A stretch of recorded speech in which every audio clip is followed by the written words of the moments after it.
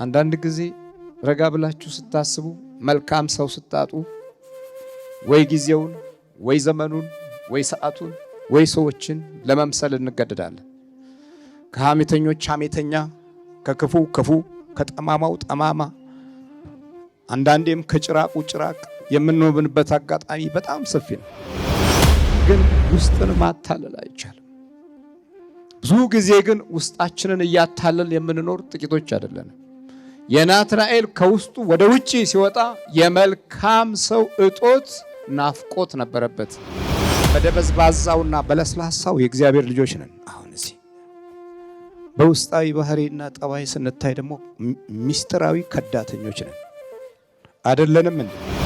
ምሪት አጣን፣ በረከት አጣን፣ ሰላም አጣን፣ ፍቅር አጣን፣ ጸጋ አጣን፣ ሞገስ አጣን። ሰማይ ሲከፈት የእግዚአብሔር መላእክት በሰው ልጅ ላይ ሲወጡና ሲወርዱ ታያላችኋል። ዛሬ እና ዳልሞቴው ሰንጋላ አይደለም በእኛ ላይ ያሉት? አይነ ጥላ ዛር ውቃቢ ሲወጣብን ሲወርድብን አይደለም የሚኖሩ? እምቢ ያለን አሁን ማስቀደሱ አይደለም መቀደሱ ነው። ምድራችን ኢትዮጵያዊነታችን የሚጠብቀውና የሚፈልገው ደግሞ ማስቀደሱን አይደለም አሁን መቀደሱን ነው። አምላክ ብሎ ያፈረ የለም፣ ባንቺ ያልከበረ ሰው አይገኝም። እንደ ባለ ማዕረግ እኔም ሰው መባል አንቺን አግኝቼ ነው ድንግል መሰላል። እናመስግናት እናመስግናት ሁላችን እናመስግናት ድንግልን የአምላክን እናት።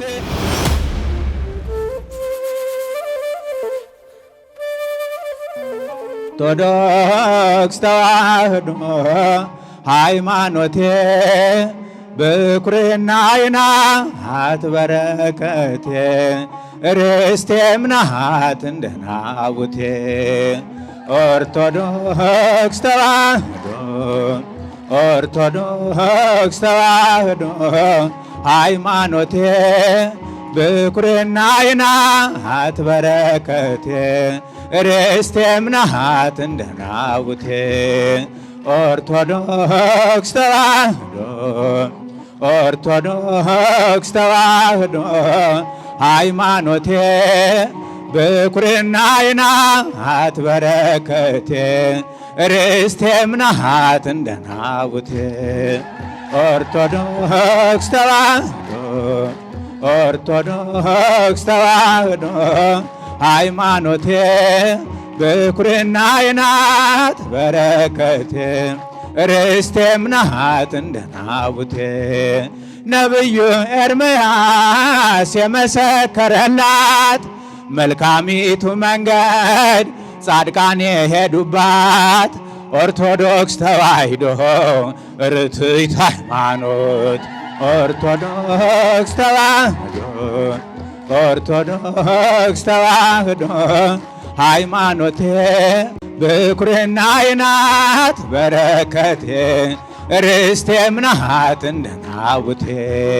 የያዕቆብ ብኩርና ኤሳው ያቃለላት የናቡቴ ርስት ንጉሥ የተመኛት ለአክሊል ያበቃችው የጳውሎስ እምነት። ኦርቶዶክስ ተዋሕዶ ኦርቶዶክስ ተዋሕዶ ሃይማኖቴ ብኩርናዬ ናት በረከቴ ርስቴም ናት እንደ ናቡቴ። የሐዋርያ ስብከት የወንጌል ምስጢር የሊቃውንት ትምህርት የያሬድ መዝሙር የቅዱሳን ገድል ፍኖተ እግዚአብሔር። ኦርቶዶክስ ተዋሕዶ ስለ ተዋሕዶ መስክሩ ሁላችሁ ዘምሩ። ምስጢርን የምትገልጽ ጸጋን የምታለብስ ከሳት የምታድን ተራራ የምታፈልስ ሙት የምታስነሳ ድውይ የምትፈውስ ኦርቶዶክስ ተዋሕዶ ኦርቶዶክስ ተዋሕዶ ሃይማኖቴ ብኩርናዬ ናት በረከቴ ርስቴም ናት እንደ ናቡቴ። ኦርቶዶክስ ተዋሕዶ ኦርቶዶክስ ተዋህዶ ሃይማኖቴ ብኩርናዬ ናት በረከቴ ርስቴም ናት እንደ ናቡቴ የእግዚአብሔር ስጦታ ጌጤ ሽልማቴ የገነት መግቢያዬ መክበሪያዬ ሀብቴ ኦርቶዶክስ ተዋህዶ አንዲት ሃይማኖቴ ኦርቶዶክስ ተዋህዶ ኦርቶዶክስ ተዋህዶ ሃይማኖቴ ብኩርናዬ ናት በረከቴ ርስቴም ናት እንደ ናቡቴ ኑና መስግናት ኑና መስግናት ሁላችን ናመስግናት ድንግልን የአምላክን እናት ኑና መስግናት ኑና መስግናት ሁላችን ናመስግናት ድንግልን የአምላክን እናት በሥላሴ ዘንድ ባለሟል ናት ምእመናን የሚወዷት አጋንንት የሚፈሯት ድንግል ማርያም ሳሊተ ምሕረት ኑና መስግናት ኑና መስግናት ሁላችን ናመስግናት ድንግልን የአምላክን እናት ኑና መስግናት ኑና መስግናት ሁላችን ናመስግናት ድንግልን የአምላክን እናት በሥላሴ ዘንድ ባለሟል ናት ምእመናን የሚወዷት አጋንንት የሚፈሯት ድንግል ማርያም ሳሊተ ምሕረት ኑና መስግናት ሁላችን ናመስግናት ድንግልን የአምላክን እናት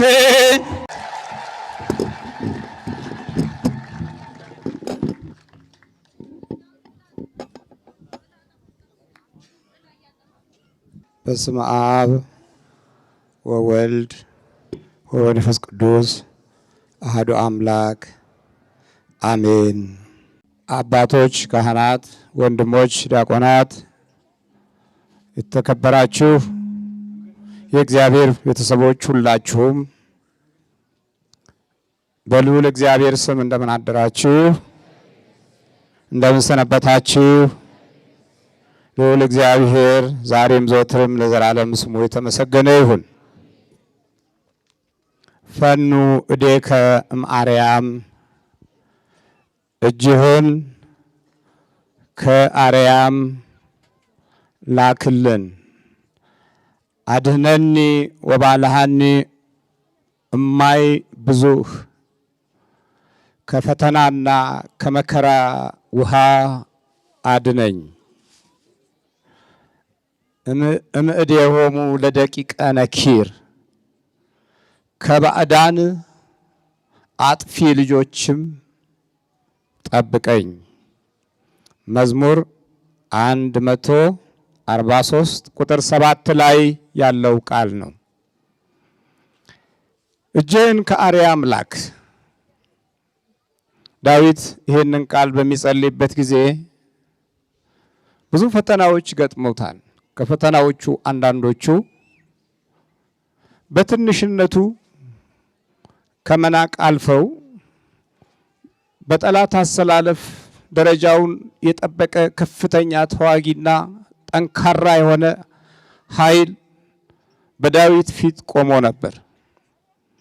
ጎልያድን የሚያህል የጦር መሪና በፍልስጤማውያን ዘንድ ተከባሪ የነበረው ንጉሥ ብርቱ የሆነው አንተ ትንሽ ውሻ አይደለህም አለው። ዳዊት ግን እንዲህ አለ፣ እጅህን ከአርያም ላክ አለ። ኢየሱስ ክርስቶስን የትንቢት መንፈሳዊ ምስራች የክርስቶስን እጅ የአምላክን እጅ ከሰማይ እንዲመጣለት ተማጸነ። እጅህን ከአርያም ላክ። ከዛ በኋላ ጠላት ይወድቃል፣ አመፃ ይወድቃል፣ ግፍ ይወድቃል፣ እልህና ትዕቢት ይወድቃል። 5 ድንጋዮችን ያዘ። ግን የሚመታው በ5ቱም ድንጋዮች አይደሉም። እግዚአብሔር ከአርያም እጁን ሲልክ በስንት ድንጋይ መታው? በአንድ ወንጭፍ ድንጋይ የሳኦልን ሰይፍ እንዲሁም ልብስ እንዲሁም ትጥቅ ታጠቀው። የኔ አይደለም አለ። እኔ የተለማመድኩት በሌላ ጦር አይደለም አለ። እኔ የተለማመድኩት በራሴ ነው አለ። የራሳችንን ካጣን ቆይተናል። በሌሎች ሐሳብ፣ በሌሎች ባህሪ፣ በሌሎች ጠባይ፣ በሌሎች መንፈስ፣ በሌሎች ትምህርት፣ በሌሎች መመሪያ፣ በሌሎች እንቅስቃሴ ህይወታችን ተይዞና ታስሮ አስተሳሰባችን ጨላልሞ እንዴት አይነት ድውዮች ነን! አስቸጋሪ ፍጥረቶች ነን። ዳዊት ከመጀመሪያው የመንፈሳዊ ባህሪ ውስጥ በሌላ ጦር አልገባም አለ። ወደ ውጊያ በራሴው አለ፣ በራሴው። ከዛ በኋላ ሞከረው፣ አልሆነም። ታጠቀው፣ አልሆነም። ገመተ፣ አልሆነም። አሰበ፣ አልሆነም። ለምን? በውስጡ ያለው ኃይል እግዚአብሔር እረኛዬ ነው የሚያሳጣኝ የለም የሚለውን የመንፈሳዊ እምነት ጥንካሬ ከህይወቱ ጋር የተያያዙ ናቸው። ስለዚህ ምን አለ? እጅህን ከአርያም ላክ አለ። በቃ ከዛ በኋላ ያቺ ወንጭፍ የምትነጣጠር ልዩ መሳሪያ በመሆን አገልግላለች። አዙሮ ሶስቴ አዙሮ ሲወረውራት የጠላት ኃይል ላይ አረፈች፣ የጠላት ግንባር ላይ አረፈች። ስለዚህ ጸሎቱ እውነት ሆነ አልሆነም? እጅህን ከአርያም ላክ አለ። እግዚአብሔር እጁን ሲልክ ለህዝቡ ድልን አጎናጸፋቸው። የተናቀው ዳዊት በጠላት ላይ ክንዱን አሳረፈ።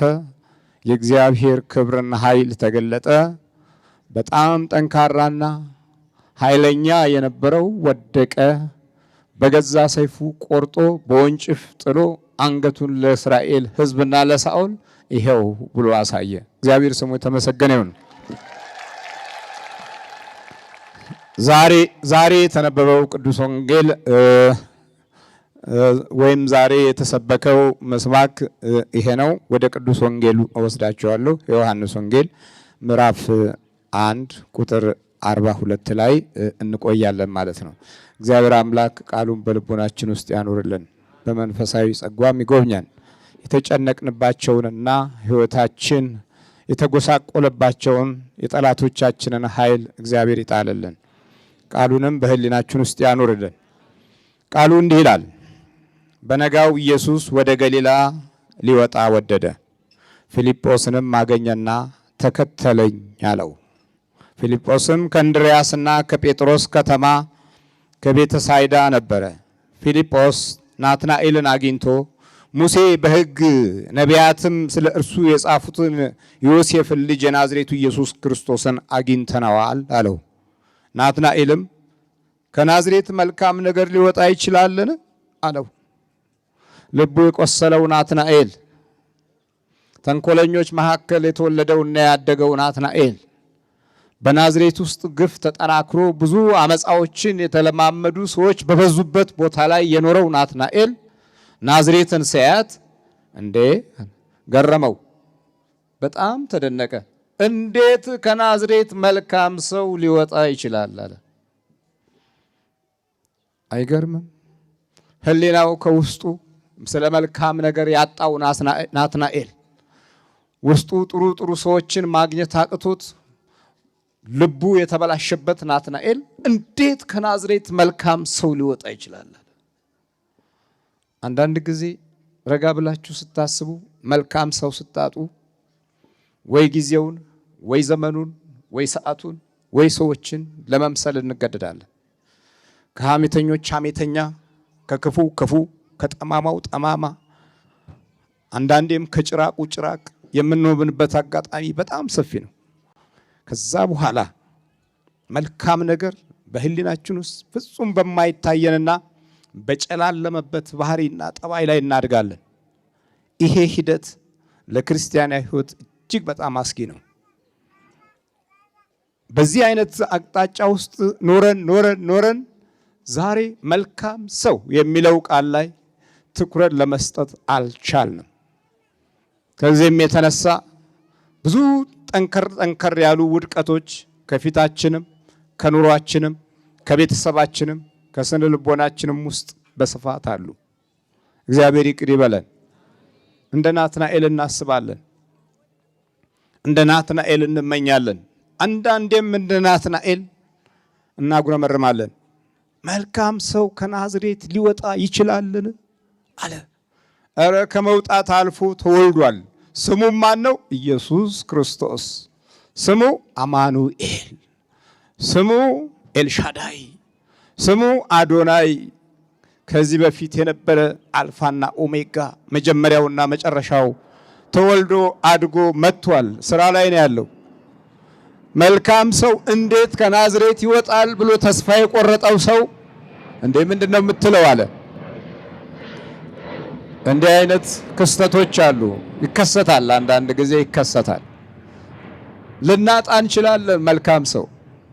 በተለይም ዘመናት ጊዜያት ባሽቆለቆሉና በወረዱ ቁጥር አቅጣጫቸውን እየሳቱ የእምነት መንፈሳዊ ጥንካሬ እየወደቀ የክፋት ኃይል እየበረታ እርኩሳን መናፍስት የሰው ዘር እየሆኑ ሰውም የእርኩሳን መናፍስት ዘር እየሆነ ሲመጣ መልካም ልናጣ እንችላለን። ይሄ ሂደት ቀጣይ ነው። በየሰው ስነ ልቦናውም ውስጥ የሚፈልገው መልካም ነገር ሲጠፋ አንዳንዱ ዘመኑን ያማርራል፣ አንዳንዱ እድሜውን ያማርራል፣ አንዳንዱ ዕውቀቱን፣ ስራውን፣ እድሉን የሚያማርርም ጥቂት አይደለም። አሁን ናትናኤል የተማረረበት ሁኔታን ስናይ እነሆ መልካም ሰው ከናዝሬት አልወለድ ብሎታል። አልወለድ አለ። ቢወለድም አሁን በናትናኤል አይን ሲታይ መልካም ሰው የሚመጣ መስሎ አልታየውም። ያጣነው ምንድን ነው? መልካም ሰው። የናትናኤል አምላክ ይማረን። ናትናኤል ማለት ከዕብራይስጥ ወደ አማርኛ ሲፈታ እግዚአብሔር ቸር ነው ማለት ነው። እግዚአብሔር ምንድን ነው? ይህን ስም ይዞ መልካም ሰው ያጣል? እስቲ ያስቡት።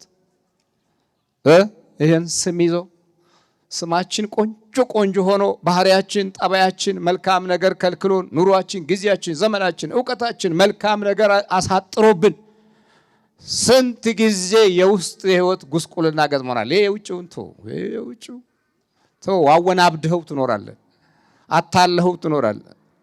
ግን ውስጥን ማታለል አይቻልም። ብዙ ጊዜ ግን ውስጣችንን እያታለል የምንኖር ጥቂቶች አይደለንም። የናትናኤል ከውስጡ ወደ ውጪ ሲወጣ የመልካም ሰው እጦት ናፍቆት ነበረበት። ግን እሱ መልካም ነበር ወይ ነው? እስቲ ቃሉ እንዲህ ይላል። ኢየሱስ ናትናኤልን ከናዝሬት መልካም ነገር ሊወጣ ይችላልን አለው። ፊልጶስ መተህ እይ አለው። ያዩት ናቸው እይ ያሉት። ዛሬ እያየንም እንኳን ክዳለን እኮ። እንዴት አይነት ፍጥረቶች ነን!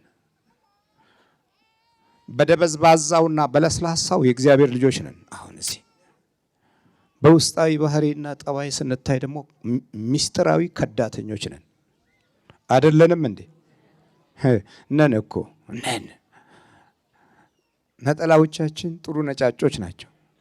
ውስጣዊ ባህሪያችን ያሉት ጥቁረቶች ደግሞ ብዙ ድራማዎችና ብዙ እንቆቅልሾች የተደበቁ አሉ። ለዛውም ናትናኤል ከሰጋበት ተንኮል ጋር መተህ እይ አሉት። እይ እስቲና አሉት። ዓይንህ ይለወጥ አሉት። መተህ እይ። እያዩ የሚከዱ ወገኖች የዚህ የ21ኛው ክፍለ ዘመን አበሻነትን ጭምር ነው። እያየን መተህ እስቲ እይ አለው። ከዛ በኋላ ኢየሱስ ናትናኤልን ወደ እርሱ ሲመጣ አይቶ ስለ እርሱ ተንኮል የሌለበት በእውነት የእስራኤል ሰው እነሆ አለና ተቀበለው። ምን የሌለበት አለው? ተንኮል የሌለበት በእውነት የእስራኤል ሰው እነሆ አለና እቅፍ አደረገው።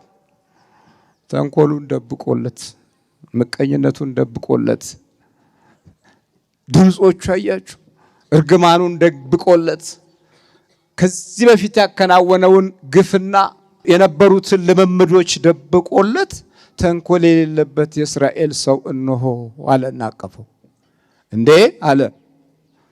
አይ በደሉ ሲሰረይለት ውስጣዊ ነገሩ ሁሉ በእግዚአብሔር አምላክ ሲታይለት እንዴ ከወዴት ታውቀኛለህ አለ። ልቡ ሲነካ ተንኮል የሌለበት እንዴት አለኝ አለ። ተንኮለኛ እኮ ነው፣ ውስጡ ብዙ ተንኮሎች አሉበት ናትናኤል፣ ግን ወደደው። ያ የቀደመውን በደሉንና ኃጢአቱን ተወና ተንኮል የሌለበት አለና በእውነት የእስራኤል ሰው አለው። ተናዟላ። እንዴት ከናዝሬት መልካም ሰው ሊወጣ ይችላል አለ። እሱ ራሱ እኮ እዛው ናዝሬት ነው ያለው፣ ከናዝሬት ነው የተወለደው።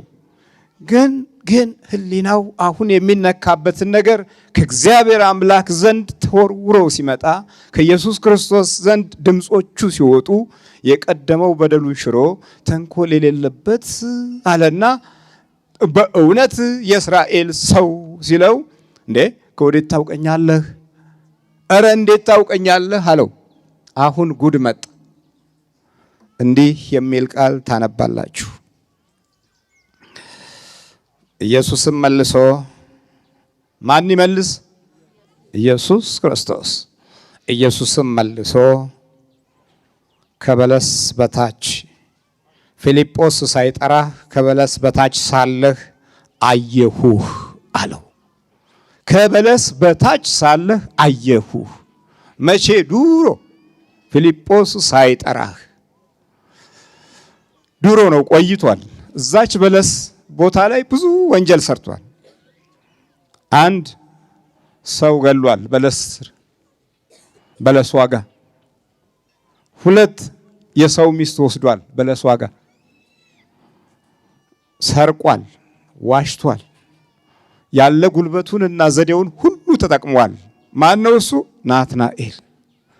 ከበለስ በታች ሳለህ አየሁህ አለ። በዛ ጊዜ በስጋ ገና ሳይመጣ እግዚአብሔር ቃል ሆኖ ፊልጶስን አይቶታል። ያኔ ነው ያየሁህ አለው። ከዛ በኋላ ምን እንዳለ ታውቃላችሁ? ሁለት ጊዜ ተነካ። መጀመሪያ ተንኮል የሌለብህ ሲለው እንዴ ከወዴት ታውቀኛለህ አለ። ቀጥሎ ከበለስ በታች አየሁህ አለው። እዚህ ምን እንዳለ እናስተውል።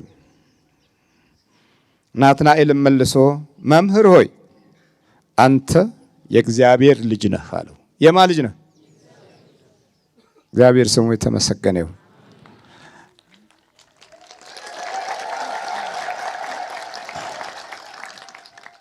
አንተ የማ ልጅ ነህ አለው። በቃ አንተ የእግዚአብሔር ልጅ ነህ አለና እንደገና ደግሞ ሁለተኛውን ቃል ከውስጡ ሲያወጣ አንተ የእስራኤል ንጉሥ ነህ አለው። የማ ንጉሥ ነህ? የእስራኤል ንጉሥ። እንደዚህ የሚል ከሐዋርያት ውስጥ ከጴጥሮስ ቀጥሎ ናትናኤል ነው። አንተ የእግዚአብሔር ልጅ ነህ አለ። በቃ የእግዚአብሔር ልጅ ነህ፣ ታውቃለህ፣ ታያለህ፣ ታስተውላለህ፣ የቀደመውን ነገር ታገኘዋለህ። እኔ የረሳሁትን አንተ ታውቀዋለህ። የእግዚአብሔር ልጅ ነህ። በቃ ያንተም ቀጥሎም ደግሞ የእስራኤል ንጉሥ ነህ። እሱ ምን አሉ? ተንኮል የሌለበት በእውነት የእስራኤል ሰው፣ ደግሞ እሱ የእስራኤል ንጉሥ ነህ አለ። ራሱን ጣለ፣ ራሱን ወደ ታች አስቀመጠ። የእግዚአብሔር ልጅ ነህ፣ በቃ አውቀኸኛል በትክክል አለ። ከዚህ በኋላ የሚያስገርምና የሚያስደንቅ የራእይ የተስፋ እድሎች የሚታዩበትን ታላላቅ የሆነ የአዲስ ኪዳን የሕይወት ቃል የሚሰማበትን እድል አገኘ። ኢየሱስም መልሶ ከበለስ በታች አየሁህ ስላልሁህ አመንህን አለው። እንዴት እንደዚህ በፍጥነት አመንህ? እንዴት የእግዚአብሔር ልጅ ነህ ለማለት ቻልክ? ከበለስ በታች የነበረው ምስጢርህን ስላወጣሁ ነው እንዲህ ያልከው። አመንህ አሁን አለው። ከዛ በጥያቄ መልክ ነው ያለው ቃሉ። አመንህን? ከዚህ የሚበልጥ ነገር ታያለህ አለው። እግዚአብሔር ስሙ የተመሰገነ ይሁን። የኛ አምላክ የሚበልጥ ነገር ታያለህ ነው አዲስ ኪዳን። በቃ የእግዚአብሔርን ስራ የሚበልጥ ነገር ታያለህ። የሚበልጠው ነገር ይመጣል። የሚበልጠው ነገር ይገለጣል። የሚበልጠው ነገር ሁሉ ከእግዚአብሔር ዘንድ ይመጣል። በቃ የሚበልጥ ነገር ታያለህ። የአዲስ ኪዳን ተስፋ ነው። የአዲስ ኪዳን ብርሃን ነው። የአዲስ ኪዳን የቃል ኪዳን ኃይል ነው። የቤተ ክርስቲያን ስጦታ ነው። የሚበልጥ ነገር ታያለህ። የምታየው እየቀጨጨ ይሄዳል፣ የምታየው እየወደመ ይሄዳል አይደለም። የሚበልጥ ነገር ታያለህ። መቼ ነው የሚበልጥ ነገር የምናየው? ይሄ እኮ ቃል ተገብቶልናል። በእግዚአብሔር አምላክ የቸርነት ስጦታና በልዑል እግዚአብሔር መንግስት በኩል የሚበልጥ ነገር ተሰጥቶናል።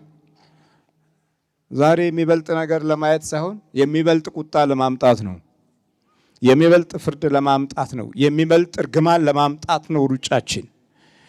የሚበልጥ መከራና ችግር በትውልድ ውስጥ ለመጫን ነው ሩጫችን። የቃል ኪዳን ሕይወት ግን ይሄ ነበረ። የሚበልጥ ነገር ታያለህ አለውና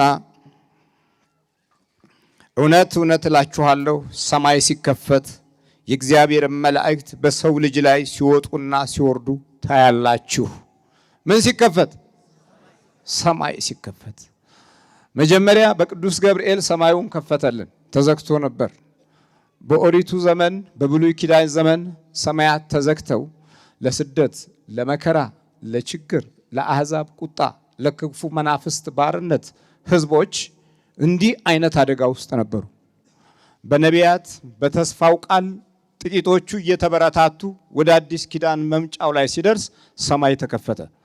ልክ ቅዱስ ገብርኤል ሰማይን ከፍቶ መጥቶ ለመጀመሪያ ጊዜ ሰማይ ሲከፈት ጸጋን የሞላብሽ ሆይ ደስ ይበልሽ የሚል መልእክት ከሰማይ መጣ። ሰማይ ሲከፈት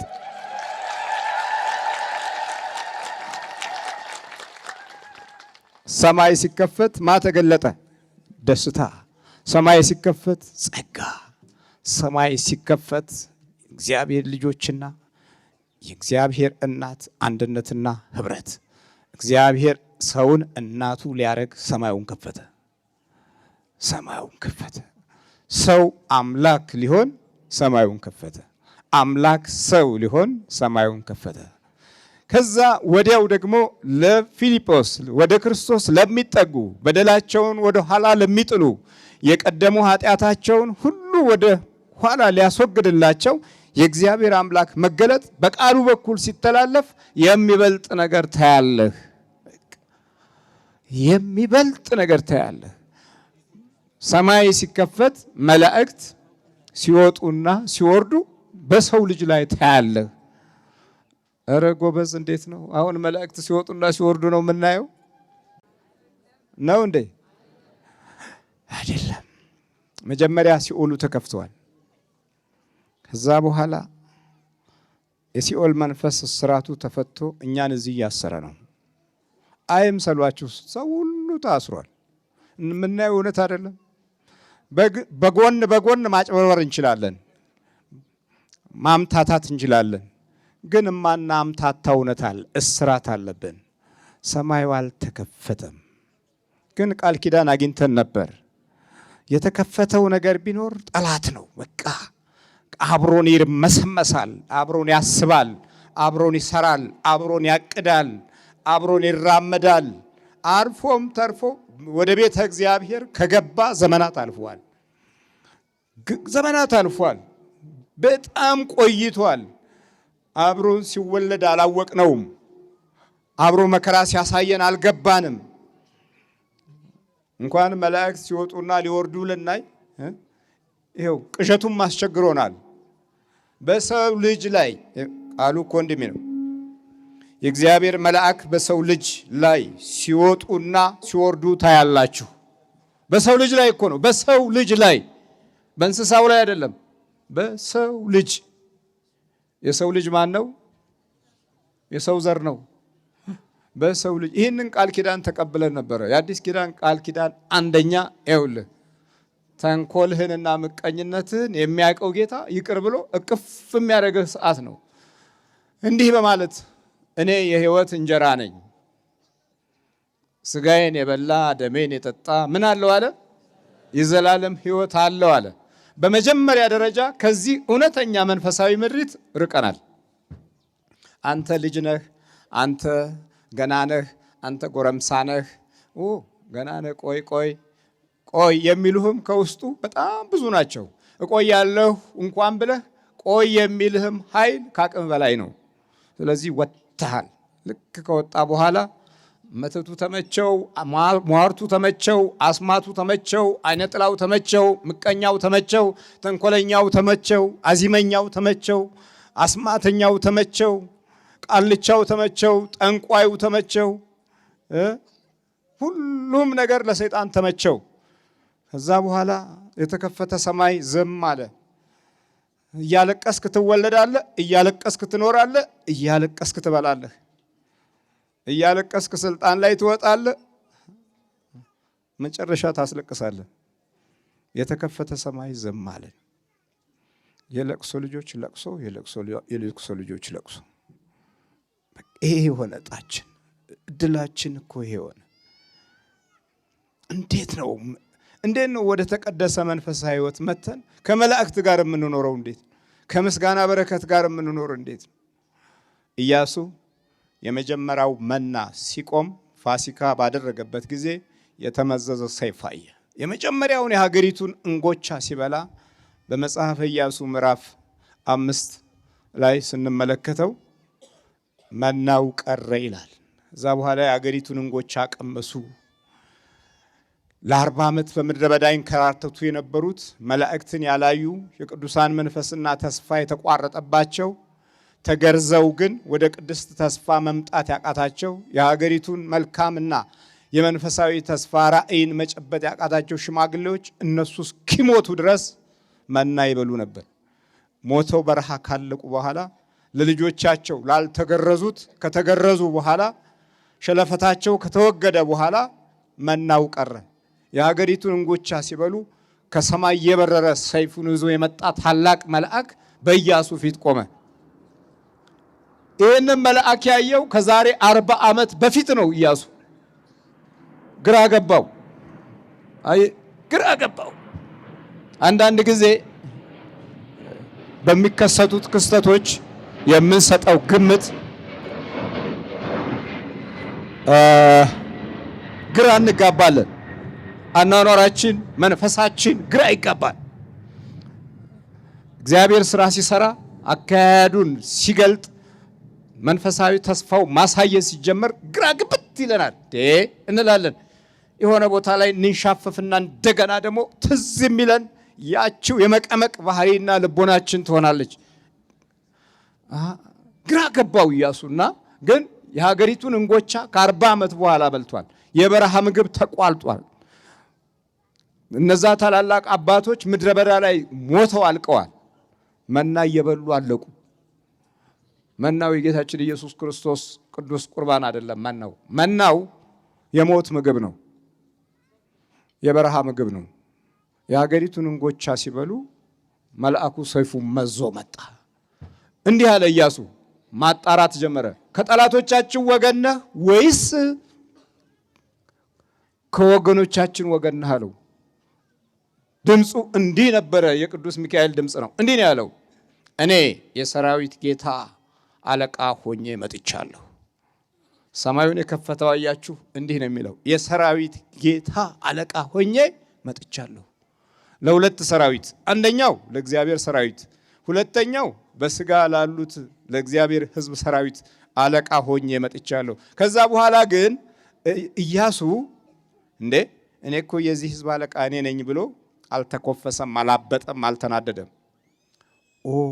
ከወገናችን ወገን ነህ ማለት ነው አለና ለባሪያው ምን ልትነግረው ትወዳለህ አለና በግንባሩ ተደፋ ነው የሚለው። እግዚአብሔር ስሙ የተመሰገነ ይሁን።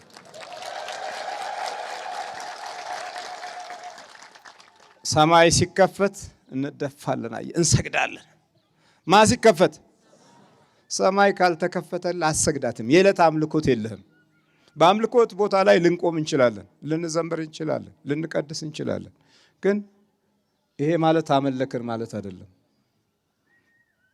ሳናመልክ ኖረናል። አንድም ጊዜ የአምልኮት ጊዜ የለንም። እንዴ መቀደሳችን አምልኮት አይደለም ወይ እንላለን። እንዴ አይደለም ማገልገላችን ነው እሱ። አላመለክንም፣ እናገለግላለን፣ ግን አልሰገድንም። ሰገደ። ከሰገደ በኋላ ምን ተገለጠለት? የቆምክበት ስፍራ ቅዱስ ነው፣ ጫማህን አውልቅ አለው። ምንድን ነው አለው? ቅዱስ ነው አለው። እንግዲህ ወዲህ ርስትን ለመያዝ አገሪቱን አጠቃሎ በድል አምባ ላይ ለማቆም የህብረተሰቡን የህይወት ታሪክ ለመለወጥ የዘመኑን አቅጣጫ የመንፈሳዊ በረከት ኃይል ማሳደሪያ ለማድረግ የሚሰማው ነገር ቢኖር አሁን ቅዱስ ነው። ቅዱስ ነገር እግዚአብሔር ያሰማን። ቅዱስ ነገር አተናል። ዛሬ ማስቀደሱ አይደለም ችግራችን በጣም የቱ እንደሆነ ታውቃላችሁ? መቀደሱ ነው። መቀደስ እምቢ ብሎናል። ለዘመናት ነው እሱ እምቢ ያለን። ስለዚህ ምን አለብን መሰላችሁ? ስላልተቀደስን ሰማዩ አልከፈት አለ። የመላእክት ኃይል የጠበቃው ጸጋና ሞገስ አልገለጥ አለ። ምሪት አጣን፣ በረከት አጣን፣ ሰላም አጣን፣ ፍቅር አጣን፣ ጸጋ አጣን፣ ሞገስ አጣን። እግዚአብሔር ይማረን። በጣም ተጎድተናል። ይኸውላችሁ የአዲስ ኪዳን ተስፋ የሚበልጥ ነገር ታያለህ ነው። የሚበልጥ ነገር ታያለህ። ሰማይ ሲከፈት የእግዚአብሔር መላእክት በሰው ልጅ ላይ ሲወጡና ሲወርዱ ታያላችኋል። ዛሬ እና ዳልሞቴዎ ሰንጋላ አይደለም በእኛ ላይ ያሉት? አይነ ጥላ ዛር ውቃቢ ሲወጣብን ሲወርድብን አይደለም የሚኖረው? ያፈዛ ድንግዝ የመሰሪዎች መንፈስ ህይወታችንን ሲገዛ አልቆየም። ባህሪያችንና ጠባያችን ሁሉ በየዕለቱና በየሰዓቱ ተለዋዋጭ ሆኖ አልከሰርንም። ከራሳችን ተጣልተን ከውጪ የምንጣላው ሰው አልበዛም እንዴ? የመጀመሪያው ጠባችን ውስጣችንን አተን እግር ከእጃችን፣ እጅ ከልባችን፣ አእምሮ ከህሊናችን ጠበኛ ሆኖ አድጎ ከውጪ በረከት፣ ሰላም፣ ፍቅር አይመጣም። ከውስጥህ የሚነሳው መንፈሳዊ ኃይል በተከፈተ ሰማይ በኩል መባረክን ካልያዘን እንዴት አድርጎ አይገለጥም። ስለዚህ እምቢ ያለን አሁን ማስቀደሱ አይደለም መቀደሱ ነው።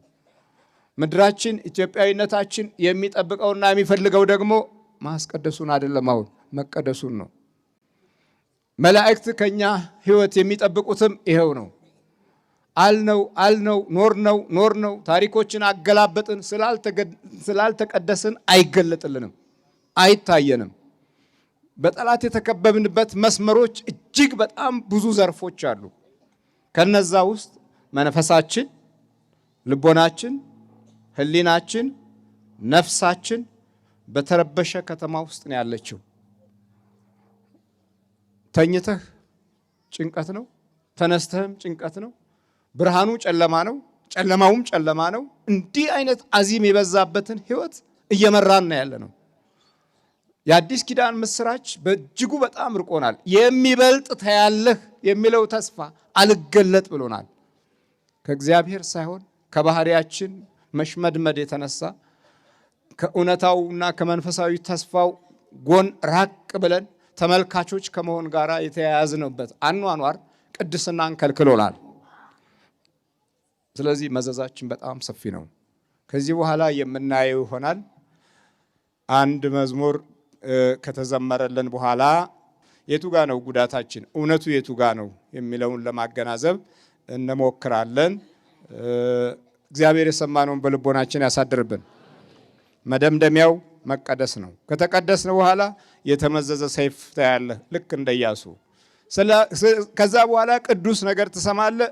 ከዛ በኋላ የጠላት ኃይል ቦታ የለውም። ቃሉ እንዲህ ነው የሚለው፣ የሚበልጠውን ታያለህ። ስራዬ ነው በፊቱ የቆምኩት፣ መቼ በቅቼ ነው ስሙን የጠራሁት። አስታራቂ እናት አንቺን ስለሰጠኝ፣ ስለ ቃል ኪዳንሽ አቤት ልጅ አለ። ስለ ቃል ኪዳንሽ ልልልል ቋንቋዬ ነሽ ድንግል መግባቢያዬ፣ መልስ የማገኝብሽ ከጌታዬ፣ መልስ የማገኝብሽ ከጌታዬ። ባንቺ ቀርቤያለሁ ካም አረ ለእመቤታችን ነው እጃችሁ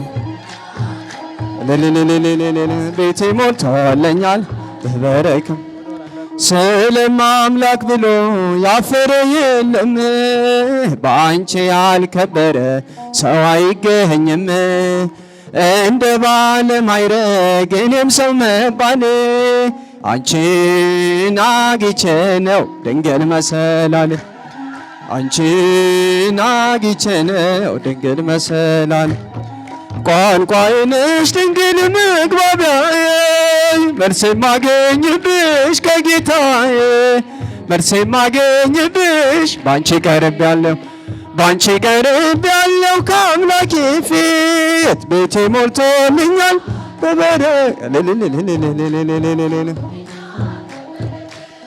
ሰላም ለኪ ብዬ ስጀምር ጸሎቴን ሐሴት ሞላዋል መላ ሰውነቴን እንደ ቅዱስ ኤፍሬም በምስጋናሽ ልጽና በእጆችሽ ያለው አምላኬ ነውና በእጆችሽ ያለው ጌታዬ ነውና ቋንቋዬ ነሽ ድንግል መግባቢያዬ መልስ የማገኝብሽ ከጌታዬ መልስ የማገኝብሽ ባንቺ ቀርቤያለሁ ባንቺ ቀርቤያለሁ ቤቴ ሞልቶልኛል በበረከት ቤቴ ሞልቶልኛል በበረከት ስለማምላክ ብሎ ያፈረ የለም ባንቺ ያልከበረ ሰው አይገኝም እንደ ባለ ማዕረግ እኔም ሰው መባል አንቺን አግኝቼ ነው ድንግል መሰላል አንቺን አግኝቼ ነው እስኪ ለእመቤታችን ቋንቋዬ ነሽ ድንግል መግባቢያዬ መልስ የማገኝብሽ ከጌታዬ መልስ የማገኝብሽ ባንቺ ቀርቤያለሁ ባንቺ ቀርቤያለሁ ቤቴ ሞልቶልኛል